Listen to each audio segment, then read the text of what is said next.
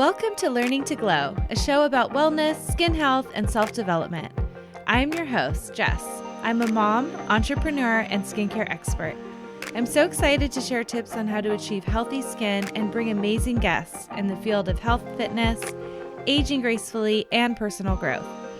Let's explore all different ways we can take care of ourselves as women, both inside and out, to truly shine. So let's get glowing. Hello, everyone, and thank you so much for being here with me today. I am so excited to share this episode with you.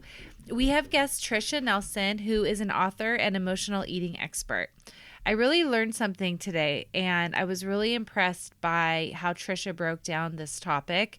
We've talked about emotional eating on the podcast before, but her take was different, and it made so much sense to me, and I feel like no matter who you are and your journey, you will get something out of this episode. I just thought she was amazing. My favorite part was regarding the personality profile of overeaters, like how overeaters tend to be overdoers or overthinkers. And she even has a quiz on her website you can take, and I'll link that in the show notes. That is a free quiz that you can take and show you where you kind of are on the spectrum. We get into so much in this one, and I know you will love her. Last week, we had our Black Friday sale for my Simply Jess skincare product line. And I just want to thank everyone who shopped small with my skincare line. The most popular order that I received was my new glass skin kit, probably because it makes such a great gift and it's only available for a limited time. The toner in my kit is a travel size, so it's really great for the holidays. So if you missed our Black Friday sale, do not worry. There is a podcast only offer. If you have never used it before, the code is podcast and you can get 20% off the entire line. My glass skin kit is already 20% off. So it's a huge discount, and you can find that at simplyjessskincare.com. And let me know if you have any questions, as always, and enjoy this amazing episode with Tricia Nelson. Thank you so much. Hello, everyone, and welcome to our show today. We have Tricia Nelson with us. Welcome to Learning to Glow. Thank you for having me. It's great to be here. I'm so happy to have you. What you're going to share with us today is so important, and it's very interesting for my audience to always learn more about the topic of emotional eating, and you're an expert in this area. So if you could just start by introducing yourself, let us know what you do, a little bit about yourself, and then we can go from there. Okay, that sounds great. Yeah, I'm super happy to be here. I love what you're doing.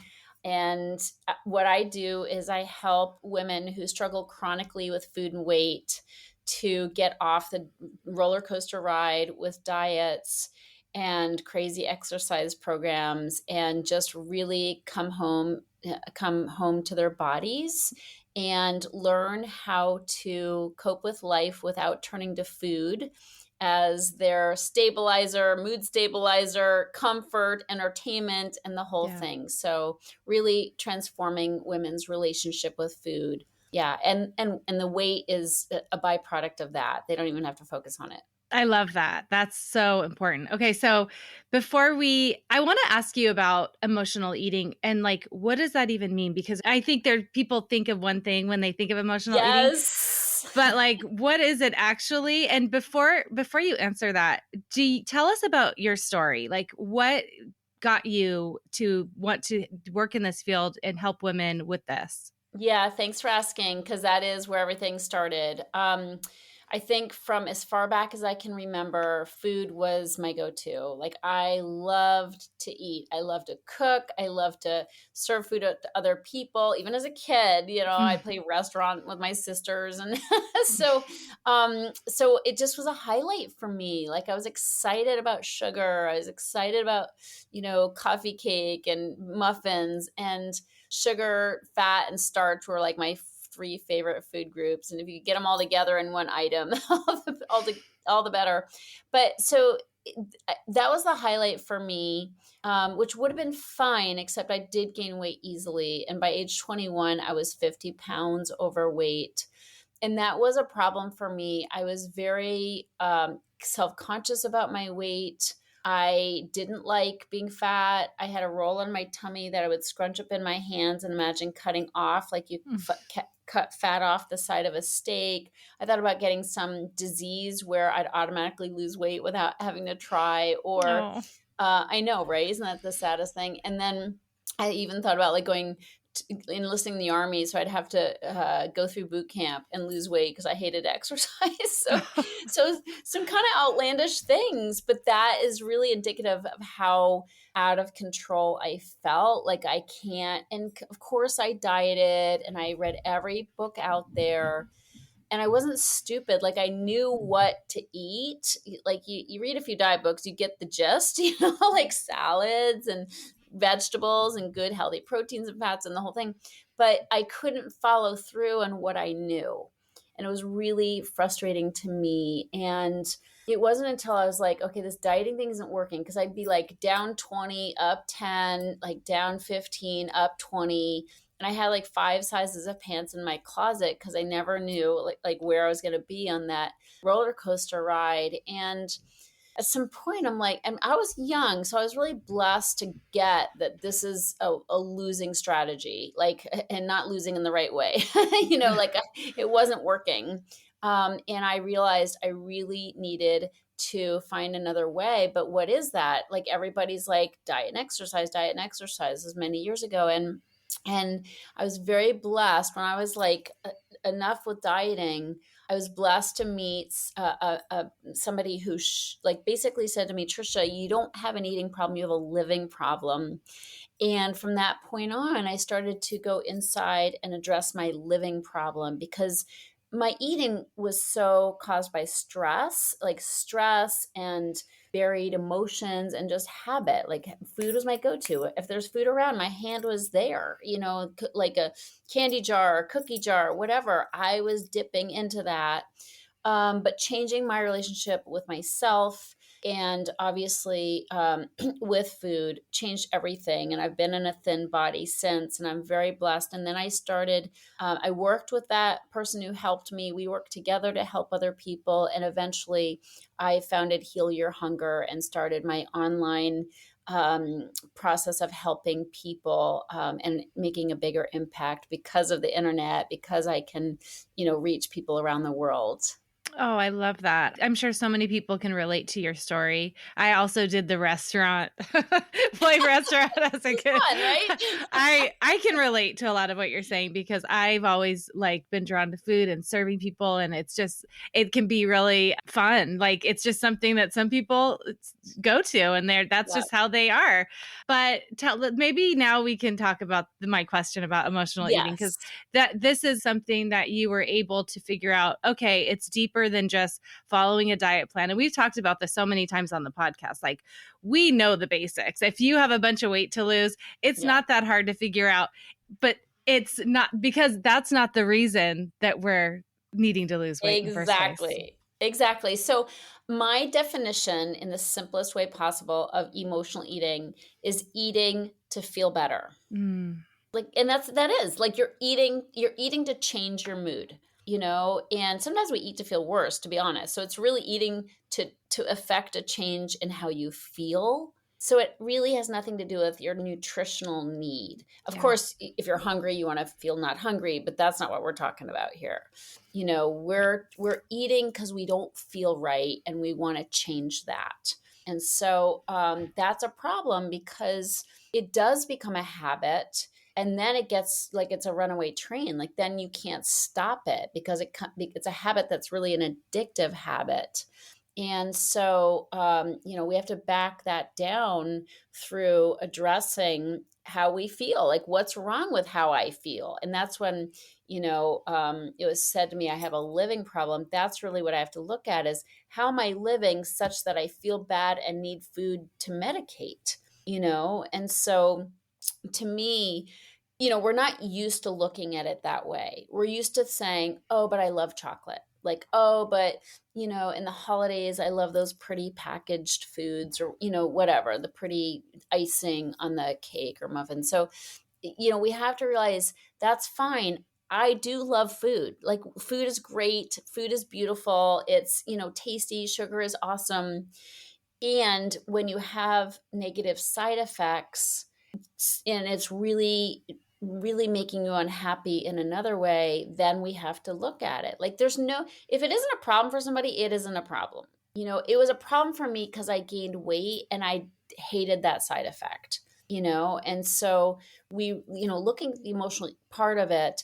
And I actually say it's three things. Like when we have an addictive habit with food, it's driven by three things. The first is buried emotions, because we don't even know where, nobody says like, oh, pass me the chips. I don't want to feel like the uncomfortable feelings around my mom having dementia. Like we don't put it together. It's just like chips, yes, but we don't see that underneath there are feelings. Like there are things that are kind of persisting just below the conscious level that are making us more hungry. Like our emotions are making us want a distraction from how we feel.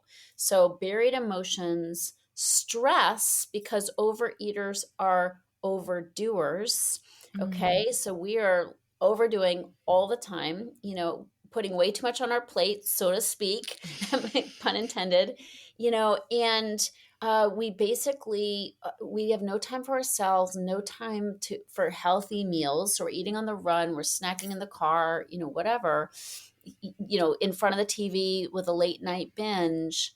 So we're eating over, like stress is catching up to us. And that's why nighttime eating is so big for us. Like it's usually not binging in the morning. It's at the end of the day because we've had stress pile up. And then we're just like, I need relief from the stress. And the third thing, Jess, is really habit, where if you are doing this over time, it just grabs a hold of you and becomes a way of being, which is why diets don't work, because it doesn't address the emotions, doesn't address the stress, and it doesn't address the habit. Because you take all my favorite foods away, like what am I going to do? Like what am I going to do? I'm going to go right back to them unless I have, a deeper strategy for healing.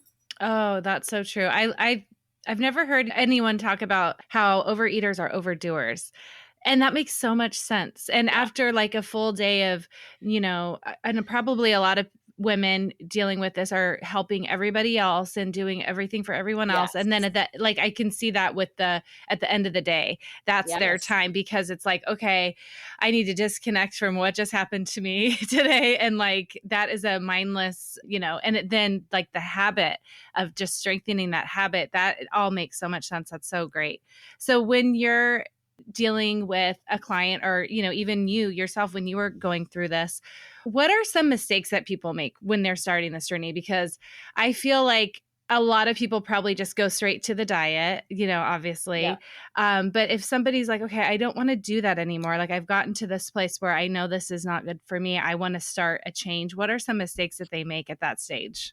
Yeah, I think the biggest mistake is people not knowing that there's a whole personality profile to the emotional eater. First of all, if somebody doesn't know if they're an emotional eater, I actually have a quiz on my website, a free quiz that can help. Like if you go to my website, healyourhunger.com, it's a free quiz that'll tell you if you're an emotional eater or a food addict. And it's actually a spectrum. And I feel like we're all on the spectrum. So I would start by taking that quiz, because I think we all emotionally eat. Like, I think we're hardwired to have an emotional connection with food, starting at breastfeeding, And so there's that emotional connection with a mother when we're, breastfeeding. But beyond that, that's basic. Like people once in a while can go overboard or just feel like they want comfort. So they're eating, something yummy, cookies or something hot that came out of the oven. It's comforting. Just is. Carbs and sugar, we're usually not like comfort eating steak. Okay. So it's usually carbs and sugar. And because we do get a serotonin hit, it is comforting, right? It is settling us down, relieving stress. So, and those are the most addictive foods, of course. Like those are the ones that make us feel good are the ones that we're also getting hooked on, like physiologically. There's, carbs metabolize as sugar in our body, and sugar is proven to be highly addictive. So the thing is, when we are grabbing for those things, when we are doing that, if we lose control easily, we're gonna have a little bit and we eat the whole bag, Mm. or the whole box or whatever, or we're just like feeling out of control. When we lose control and when we start having consequences, like I talked about, like the more we do it, the more consequences we have, either with the roller coaster ride with our weight, but also autoimmune issues, skin issues, of course, gut issues, diabetes, prediabetes. When we start having consequences, that these two things, control and consequences, are what determines where somebody is on that spectrum when they take the quiz. So you take the quiz, you get a personalized score, and the score will indicate where you are on the spectrum of emotional eating. And on the high end of the spectrum is more of an addiction. Okay, like you have a food addiction, which is just a word. It doesn't. People don't have to get freaked out by it, but look at the habit. Is it addictive? Like, do you have trouble controlling yourself?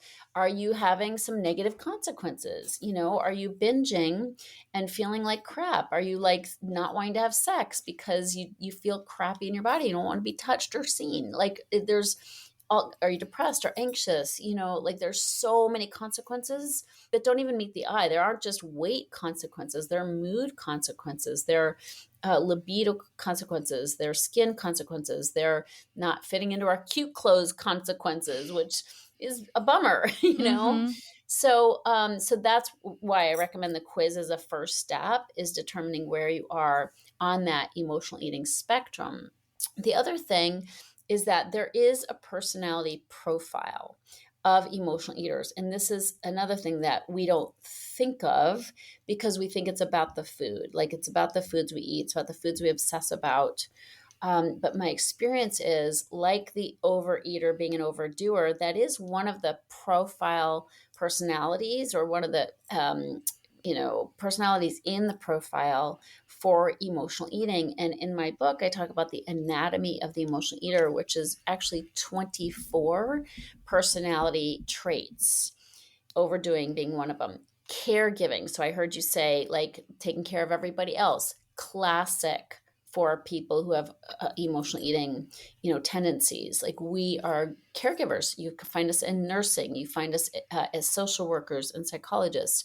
You find us in helping professions, probably because we have that in our past. Like, we may have we may have needed to caregive at an age when we shouldn't have been caregiving. Like, if we have an alcoholic parent or mental illness in our family, like, it's oftentimes stems from our childhood, where we started caregiving, and stopped being children, like carefree Mm. children.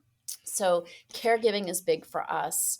But other things like overthinking, we're great overthinkers. And we're not just overthinking about all the possible good things that could happen. We're usually actually overthinking of all the bad things that can happen. I call it awfulizing. Okay. So we're overthinkers and we have a racing mind, and sugar and carbs, again, slow down our mind. So when we come home at the end of a stressful day, we really should be like taking a break and meditating, or writing out our feelings, or taking a bath, or doing some breathing exercises. But no, we head to the kitchen and we start mindlessly snacking, because that's getting us to breathe. That's slowing us down, and breathing. But it's also, obviously, we're packing on, calories and weight. So it's really important to know that we do need a pattern interrupt to help us with the overthinking problem, because we make ourselves stressed out with the overthinking. I talked about stress earlier. A lot of our stress comes between our ears. Yeah. Like, what did she mean by that? Why did he look at me that way? Why didn't I get an invitation to the party? It's like we're constantly, or why did I say that? I'm so stupid. I should have kept my mouth shut. Our minds are relentless, overthinking everything and always to the negative, and then it's like, no wonder we want a time out from our brains, Mm. so that's another common trait. Another trait of the anatomy of the emotional eater is that we are people pleasers, big time people pleasers. And so that's a problem, because when we are trying to please people, we're basically trying to get our validation from outside of ourselves. So we say yes way more than we should. I'll do the extra project. I'll stay up late and bake the brownies for the soccer team. It's like we're constantly taking on projects that we don't have to, because we love being needed and we love the validation. But it doesn't pay off for us, because when we overdo and overcommit, we're overwhelmed. And when we're overwhelmed, we overeat. Okay. And so that people pleasing, again, it's another living problem that we need to take a look at if we're ever going to change our eating problem. So the personality traits, to me, are where we need to put our focus, because just stopping the eating, that's symptom, like that's symptom focus. We need to look at cause, instead. I love what you're saying about the personality traits. It all makes so much sense. And I think when you're, and this is a question, not, I'm assuming, but I'm sure you work with your clients and talk about all of these. And I'm sure they're like, oh my God, that's me. I mean, Oh I'm sure yeah. they have these like, that's totally Yeah. me. And so when they connect and they become aware that that is totally how they're living and those things are so prevalent in their life, like what's next after that? Because becoming aware is step one, I'm sure, but like then what? Because how can you tell that mom who's like already working full time, doing all this stuff with the kids, taking care of the house, and then saying yes to I'll do all the cookies for the soccer team? What next? And I bet that's real tough to get let go of that control It too. totally is. You're so right, because, it's nice to say, oh, don't do as much, or oh, put boundaries on your time. Awareness is huge, right? It's huge. Like this conversation, if somebody's listening, I think is going to be a big aha. And that is Mm-hmm. powerful, because then you can start looking at your life and being like, oh my God, I am so busy. I'm way too busy. And that absolutely has to change. Like, don't expect to change your eating if you're not changing your schedule, Yeah. because they are absolutely related, and they're related, as you know. Stress is big, shows up in our skin as well, Yeah. right? And so it has to change. Awareness is huge. No, it's not enough, and the reason why is because the people pleasing, for example, all these personality traits, they did start at a very young age, and they started as coping tools. When you have stress at home, when you have dysfunction in your home, being a people pleaser can be a game changer, like making mom happy so she doesn't rage, Yeah. stepping in and caregiving because your younger brother has autism. It's like we learned this at a young age as a coping mechanism, and it worked, and thank God we had it. Food was a coping mechanism as well. We were usually overeating at young ages, but then it sticks to us and becomes a way of being. So, no, you're not going to turn on a dime and stop people pleasing, because your worth is so caught up in that outward validation. And so I absolutely work on this with my clients, and it takes work. Like it's hard for an emotional eater who's a people pleaser. They're one and the same, but Mm-hmm. it's hard for somebody to put boundaries on their time and start saying no.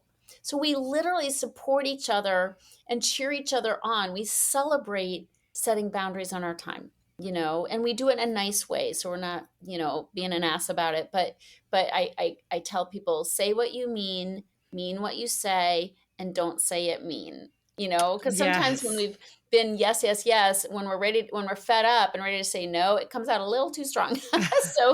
So we find balance with communicating our needs, but this is fundamental to the healing journey, and we don't even think of it. We're like, don't eat chocolate, don't eat sugar, Yeah. no. Put boundaries on your time. Like, let us support you in speaking up for your needs, what you need to do to take care of yourself. And it seems obvious, but it's not easy to do when your entire identity and way of being is caught up in being such a helper and being the one who always pitches in. So you're literally changing your own self concept and others concept, and that's a little scary. So people need help with this. They need support with this. In my program, we celebrate these kinds of wins because we know how big they are. We also celebrate other wins as well, like doing self-care, Yeah. the different kinds of ways that people are taking care of themselves and making new choices. But, the community support is really vital when you're making these kinds of changes. And I just find that women especially, it's new for us. Like, it's new for us to realize we're not required to be superwoman. Like, we are not required to be superwoman, and we're not failing when we recognize our limits and we're like, yo, I can't do that Hmm. without overeating. And that's the thing. If you don't mind overeating, knock yourself out, knock yourself out. But when you finally realize, oh my God, stress is a big part of this equation, you absolutely have to start making some different decisions. Yeah. Oh, that's so good. I love what you said about the schedule. Like, if you want to change your life and your health, you have to look at your schedule. You have to change your schedule. And it reminds me of a friend that is taking her health very seriously. She has weight to lose. And she called me and said, I'm changing this. I'm putting boundaries on my clients when it comes to this, and this, because this is like top priority to me.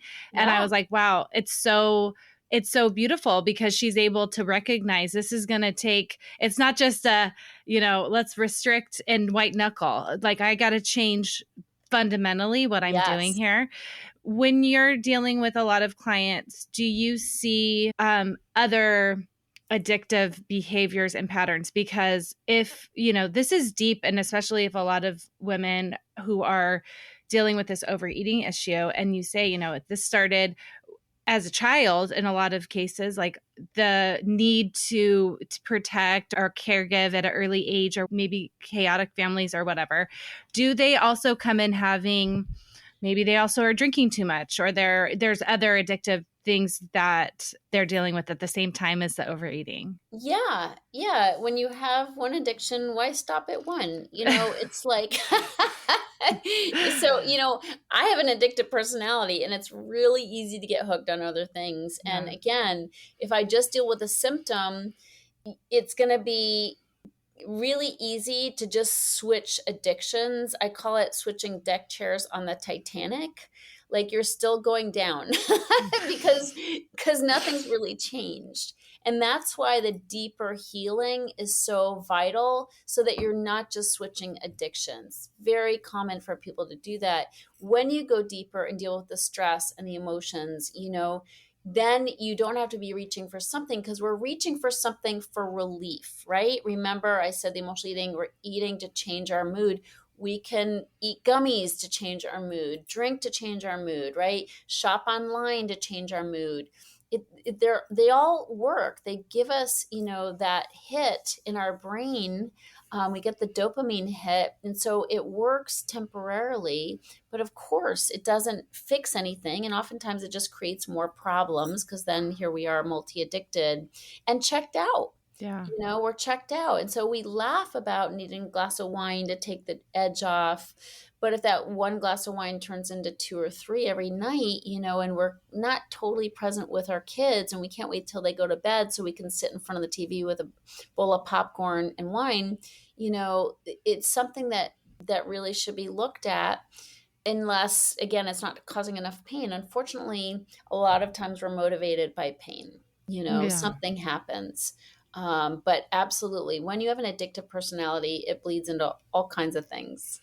Yeah. Okay. That makes total sense. And earlier you had mentioned a pattern interrupt, and I was wondering if you could give us a few examples of that, because I can see, one of the pillars that you were talking about is how these behaviors turn into habits, and then that's really hard to break. So I could see how, okay, instead of like the example you gave, like racing straight home from work and then going into the kitchen and starting the snacking process, you talked about a pattern interrupt. So can you give us a few examples of something that would be considered a pattern interrupt? Yeah, I mean, so simply, it like just leaving the kitchen. Like I like to recommend people eat 3 meals with nothing in between. I call it 3 meal magic.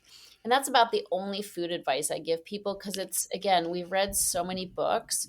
We know what to eat, we know what not to eat, we just can't follow through. So the only real advice I give is 3 meals with nothing in between, 3 meal magic, because it's not really a food plan as much as it's a way of having space between meals where you can start to identify what your emotions are.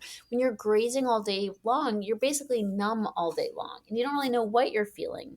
And so having space between meals, learning how to be with a little bit of a hunger inside of you as you get closer to the next meal is good, because we're, as emotional eaters, we're used to freaking out when our stomach growls like, oh, go eat, but it doesn't actually have to happen like that, but we have to acclimate to what hunger feels like, so it's almost like we have to train ourselves to be with some hunger without impulsively needing to put something in our mouths. So really important. So the 3 meals with nothing in between means that when the meal is over, leave the kitchen, do the dishes, get the hell out. You don't hang out in the kitchen. It seems obvious, but we need to hear it sometimes. Mm-hmm. Take a walk, get out of, if you have a craving and you're like, I absolutely have to eat, that leftover pizza in the fridge. No, get up, put your shoes on, put your coat on, go for a walk. It's so get fresh air. It's so refreshing. I sometimes will put earbuds in and walk to some really great music, so it's like I'm walking, I feel good, and I'm jamming out, I'm just like, that is a pattern interrupt. Calling a girlfriend, getting some oxytocin going on, that feel good hormone when you're connecting. Emotional eaters are not hungry for food. We are hungry for connection. Like, that is the soul food we're really hungry for. It's so easy in our culture to feel isolated, and alone, and feel like nobody understands us. When you stay connected, this is why, so like, my programs are done in groups. We do one-on-one coaching as well, but we have groups like continuously throughout the week, because that connection and realizing you're not alone, that other people feel the way you feel, think the way you think, it's so beautiful. And emotional eaters, like, especially, I think as humans we need that. Emotional eaters specifically, because we have spent so much time with a secretive, like, shameful habit. And it's only, really exacerbated our sense of isolation and aloneness. Oh, that's so true. And that feeling of shame, that is not a good emotion to have.